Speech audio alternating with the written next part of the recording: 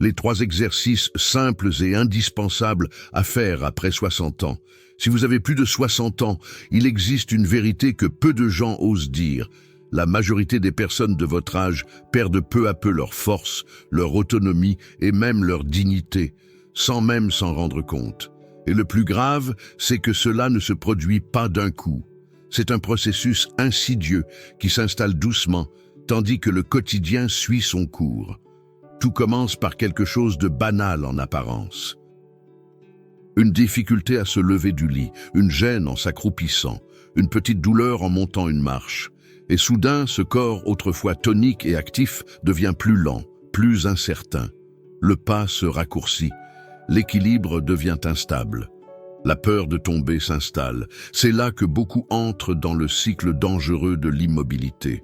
Ils arrêtent de bouger, pensant se protéger ainsi. Mais le corps ne fonctionne pas ainsi. Lorsqu'il cesse de bouger, il s'affaiblit. Et quand il s'affaiblit, il perd sa capacité de régénération. À ce moment-là, les risques de maladie, de chute, d'hospitalisation et de dépendance ne cessent d'augmenter. Peut-être ressentez-vous déjà cela dans votre propre corps, ou peut-être connaissez-vous quelqu'un qui traverse cette phase. Et c'est précisément pour cette raison que cette vidéo existe, parce qu'il existe une solution. Et elle ne passe ni par des médicaments coûteux, ni par des interventions compliquées.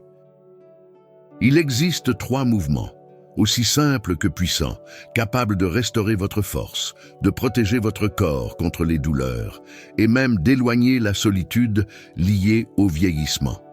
Ce sont des exercices qui ne nécessitent pas de salle de sport, qui respectent votre rythme, et que vous pouvez faire confortablement chez vous, en toute sécurité et avec régularité. La parole, dans les proverbes, dit que « un cœur joyeux est un bon remède, mais un esprit abattu dessèche les os ». C'est pourquoi la première étape pour inverser cette situation, c'est de croire qu'il est encore temps. Temps de récupérer votre corps, temps de renforcer vos muscles, temps de sourire à nouveau, de marcher et même de danser, si vous en avez envie. Mais avant de vous révéler les 3 exercices indispensables après 60 ans, vous devez comprendre pourquoi le corps vieillit aussi rapidement quand le mouvement disparaît du quotidien. Et plus important encore, ce que vous pouvez faire dès aujourd'hui pour stopper ce processus.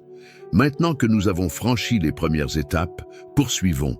Ce que vous allez découvrir dans la suite pourrait bien transformer votre vision du vieillissement. La tragédie invisible. Pourquoi le corps s'affaiblit-il si vite après 60 ans? Le corps humain a été conçu pour bouger.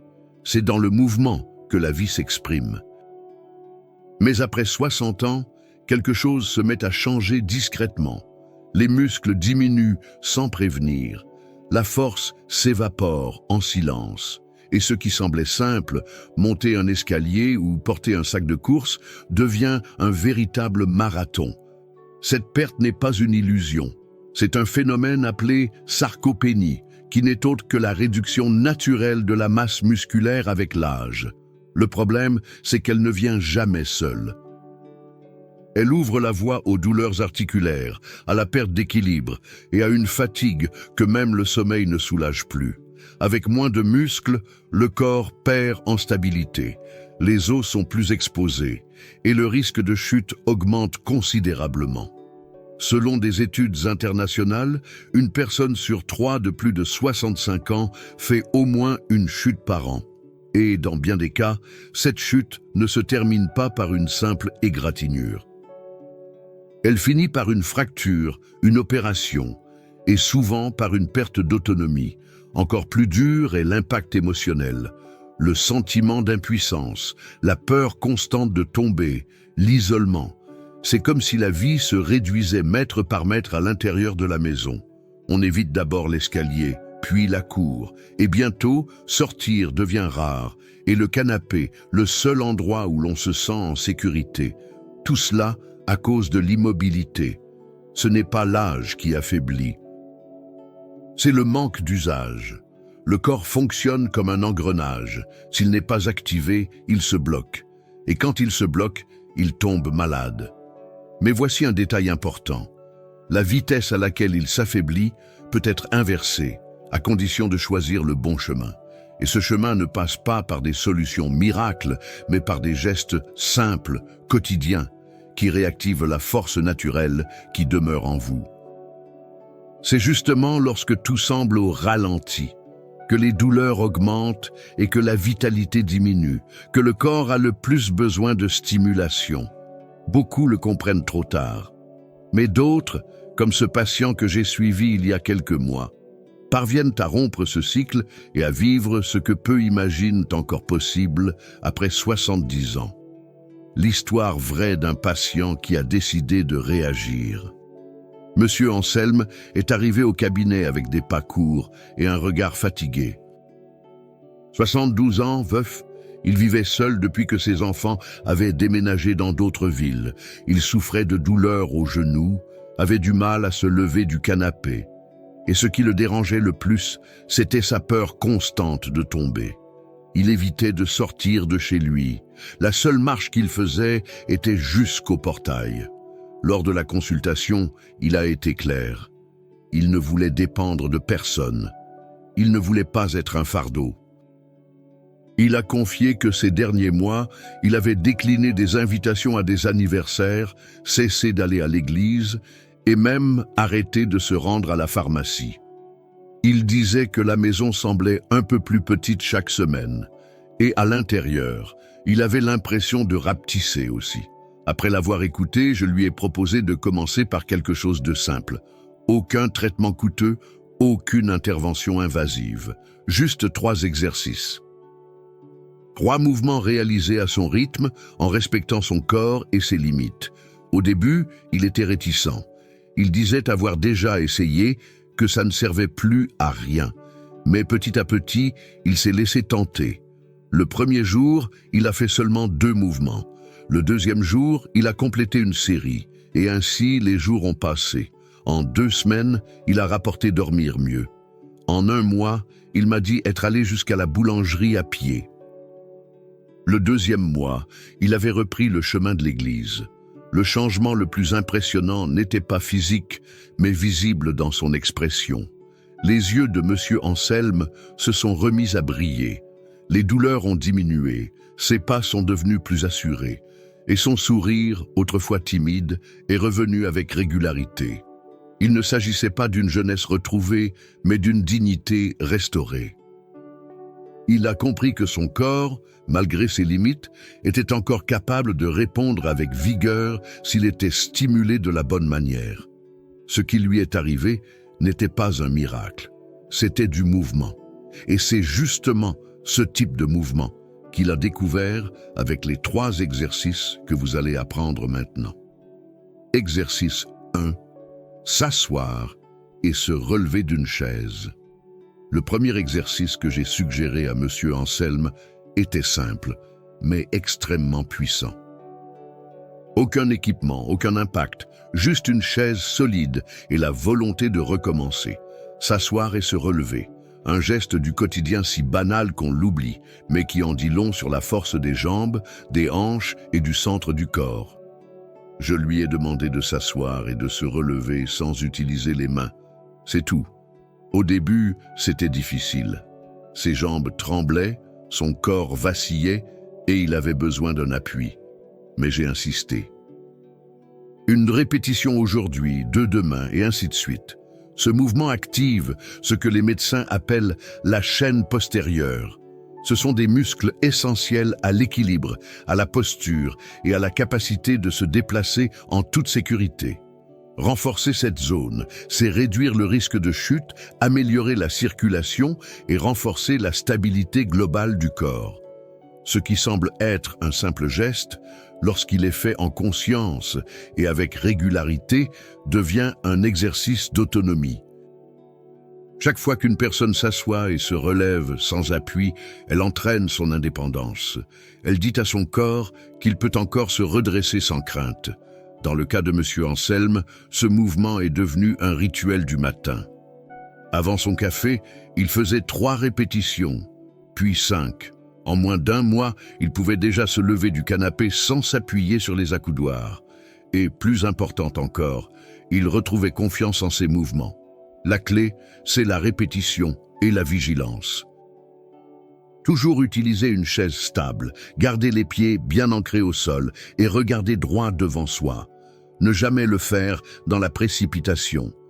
La précipitation affaiblit. La conscience renforce.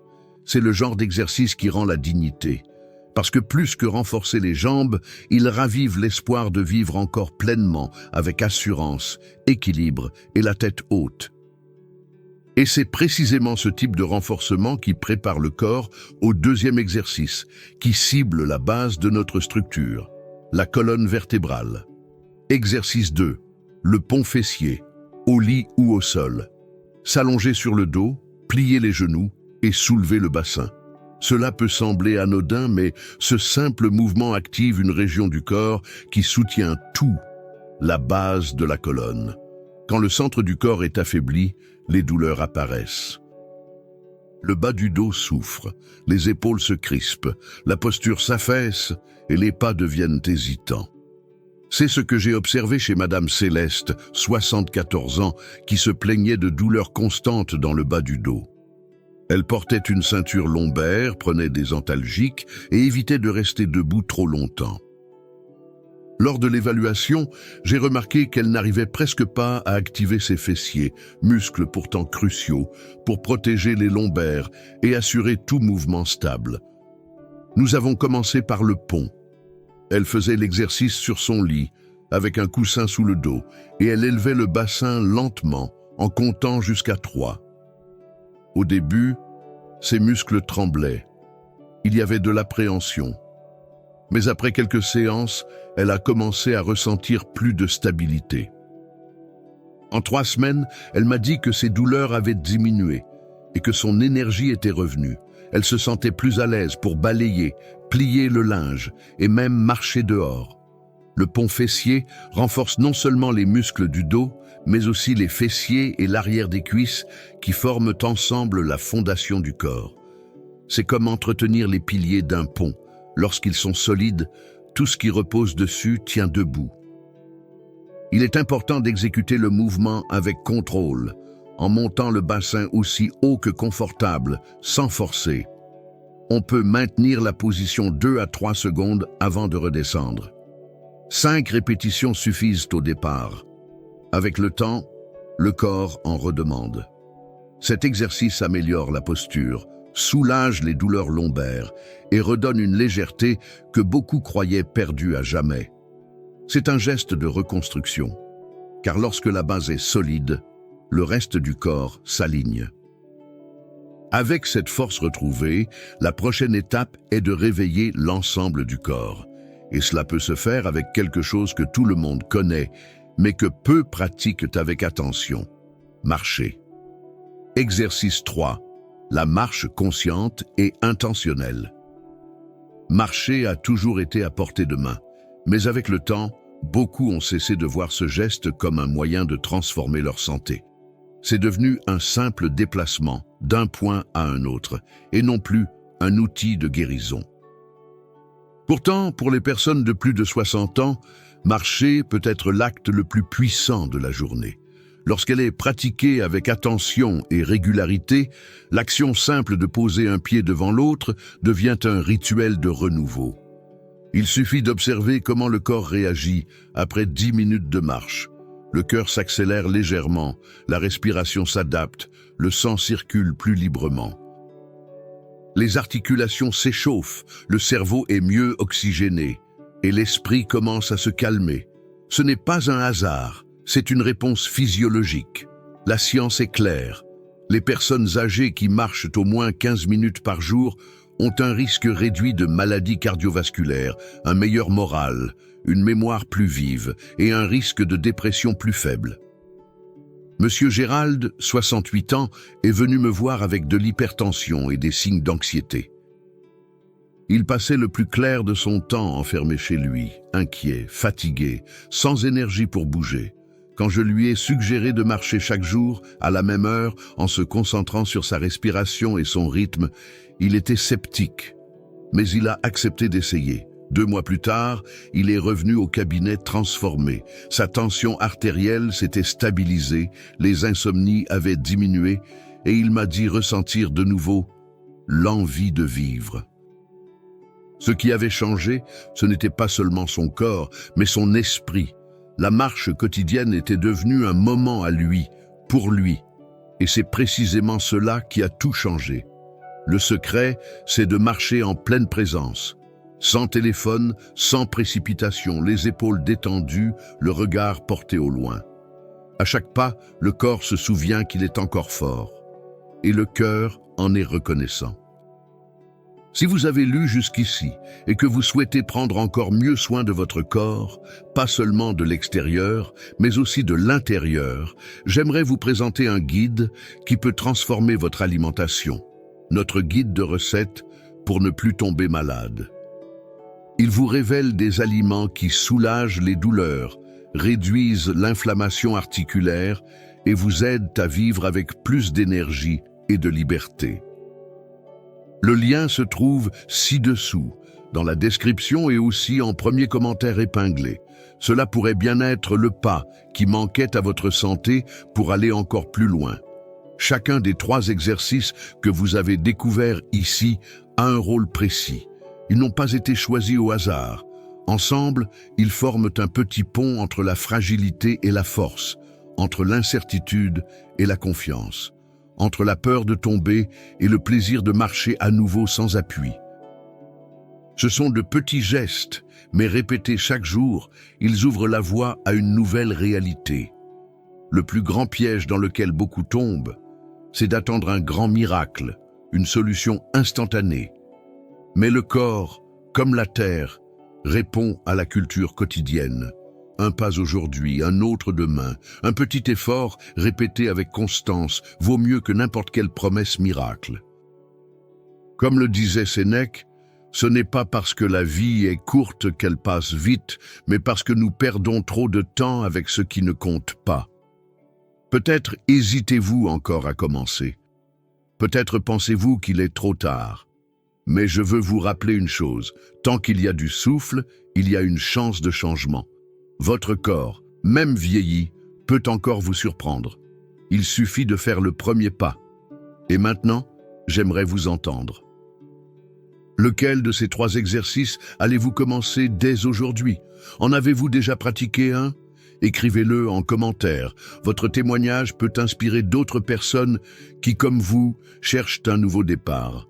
Et si vous voulez aller plus loin, si vous souhaitez aussi prendre soin de votre alimentation avec les bons ingrédients pour renforcer vos articulations, soulager vos douleurs et renouveler votre énergie, accédez à notre guide de recettes pour ne plus tomber malade. Il a été conçu pour des personnes comme vous qui veulent vivre bien, en bonne santé et en toute autonomie. Le lien est dans la description et aussi en premier commentaire épinglé. Il ne s'agit pas de vaincre le temps, il s'agit de marcher avec lui, avec sagesse, courage et foi. Car au fond, bien vivre, ce n'est pas retrouver le corps d'avant, c'est retrouver la joie de continuer.